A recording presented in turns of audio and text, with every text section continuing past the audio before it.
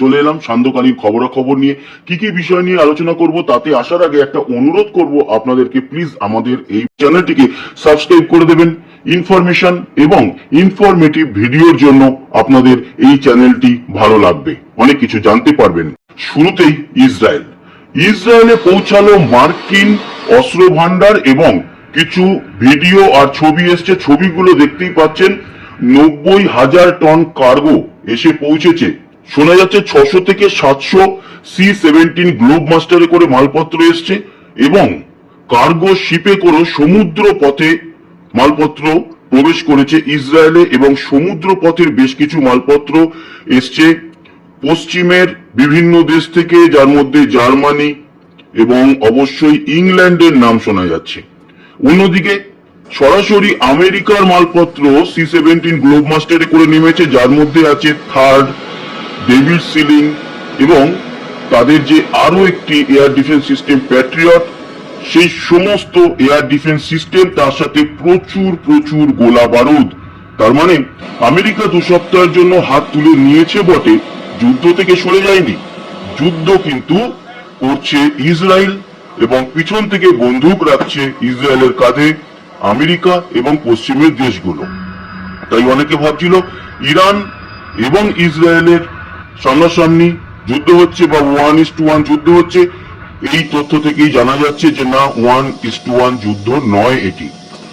আমেরিকার president Donald Trump তিনি বলেছেন কি, তিনি বলেছেন যে ইরানের যে পরমাণু সেন্টার আছে তাকে ধ্বংস করার ক্ষমতা ইসরায়েলের নেই, সেটা আমেরিকা পারে। তার মানে একদিকে বলতে চাইছে বা সমাজে দেখাতে চাইছে ইসরায়েলকে তারা অতটা গুরুত্ব দিচ্ছে না, অথচ মালপত্র পিছন থেকে পাঠানোতেই বোঝা যাচ্ছে আমেরিকা, ডোনাল্ড ট্রাম্প, এদের মুখ কোনটা আর মুখোশ কোনটা, মানে দুমুখ সাপের মতো। চলে আসি পরের বিষয়টায়। ইরানকে রাশিয়া দিচ্ছে S-300, S-400 সহ ক্রুজ মিসাইল। এক কথায় বলতে গেলে S-300 অলরেডি ইরানের কাছে রয়েছে, তার হয়তো ব্যাটারি কমে এসছে, কিন্তু এই S-300 এমন কিছু পারফর্ম করতে পারেনি। S-300 মানধাতার আমলের এয়ার ডিফেন্স সিস্টেম। 1970-80 দশকে যখন রাশিয়া ছিল না, ছিল সোভিয়েত ইউনিয়ন, তখন তৈরি করা হয়েছিল সেই এয়ার ডিফেন্স সিস্টেম।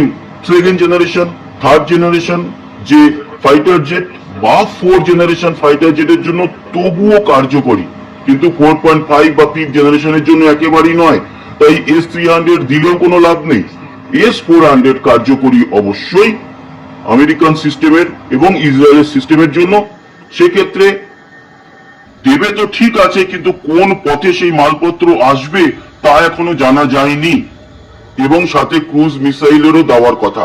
মাঝে পাকিস্তানের রাস্তা বন্ধ, আফগানিস্তান হয়েও আসতে পারবে না। এক হচ্ছে গিয়ে আর্মেনিয়া বা আজারবাইজান হয়ে সেই মালের প্রবেশ ঘটতে পারে, এরকমটা শোনা যাচ্ছে।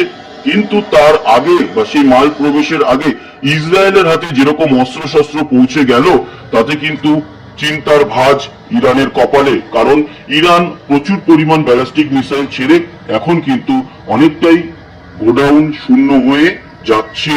যদিও এখনো তারা কয়েকটা দিন, হয়তো 4-5 দিন যুদ্ধ চালাতে পারবে।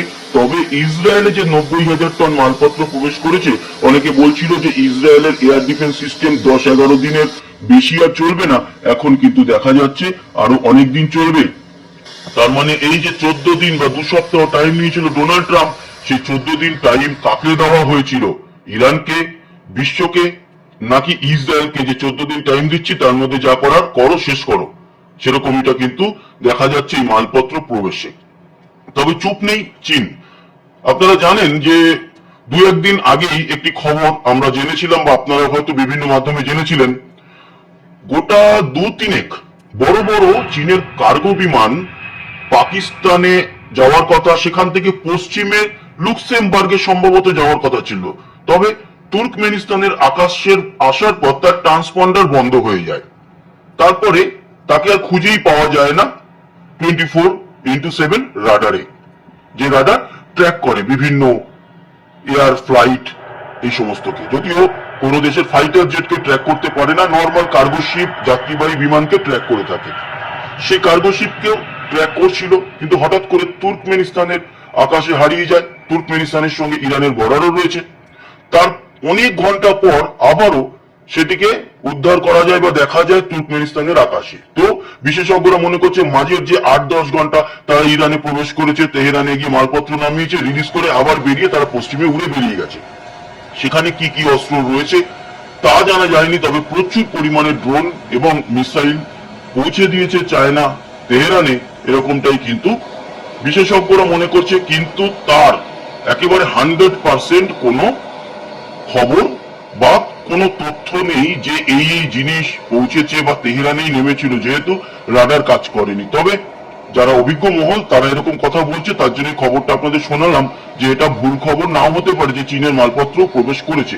সেক্ষেত্রে শুধু আমেরিকার মালপত্র ইসরায়েলে পৌঁছেছে দেখে ইরানের কপালে ভাঁজ বা যারা ইরানকে সাপোর্ট করছিল তারা চিন্তার কিছু নেই, ইরানেরও কিন্তু মালপত্র চীন পৌঁছে দিয়েছে। তবে একটা কথা, চীনের আধুনিক যন্ত্রপাতি যেরকম ভাবে ইন্ডিয়া পাকিস্তান অপারেশন সিন্দুরে একেবারে ধ্বংস হতে দেখা গেছে, সেই নিয়ে একটা চিন্তা যারা ইরানকে সাপোর্ট করছে তাদের কপালে, সেই নিয়ে চিন্তার ভাঁজ পড়াটা স্বাভাবিক। এবার আসি ইউক্রেনকে পরমাণু হামলার হুমকি পুতিনের, বললো পুরো ইউক্রেনই রাশিয়ার। দেখুন, ডোনাল্ড ট্রাম্প এই প্রেসিডেন্ট হয়ে আসার আগে, মানে এবারের যে প্রেসিডেন্ট হয়ে এলো, এই 2024 ডিসেম্বরে ভোটে জিতলো, আর এই বছরের 2025 জানুয়ারিতে ওই 20-21 তারিখ নাগাদ প্রেসিডেন্ট হিসেবে শপথ গ্রহণ করলো। তার আগে পর্যন্ত পুতিন, মানে ভ্লাদিমির পুতিন, আমাদের প্রিয় পুতিন কাকু, উনি কিন্তু মাঝে মাঝেই ইউক্রেনকে পরমাণু হামলার হুমকি দিতেন।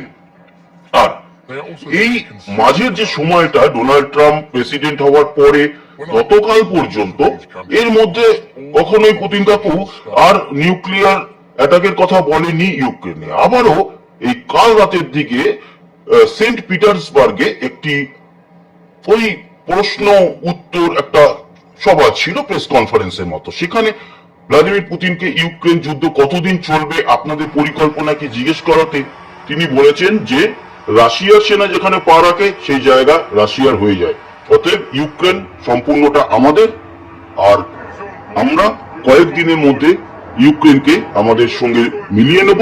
আর যদি তারা মিলতে নাও চায় তবু আমাদের কন্ট্রোলই থাকবে, ন্যাটোর সীমাবদ্ধতা আমরা বুঝিয়ে দেব। আর ইউক্রেন যদি মেনে না নেয়, আমাদের সাথে থাকতে না চায়, তাহলে আমরা সর্বোচ্চ নিউক্লিয়ার বোমা অবধি ব্যবহার করার জন্য প্রস্তুত আছি, মানে তারা ওয়ারহেড তৈরি করে রেখেছে।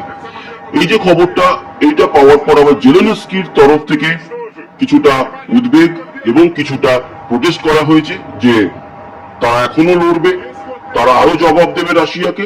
তবে রাশিয়া চাইছে খুব তাড়াতাড়ি এবার ইউক্রেনকে যতটা সম্ভব একেবারে কোমর ভেঙে দিয়ে নিজেদের আওতায় নিয়ে নিতে, যাতে তারা ন্যাটোর সঙ্গে যুক্ত না হতে পারে। তো রাশিয়া ইউক্রেনের যুদ্ধ নিয়ে এটা একটা আপডেট ছিল।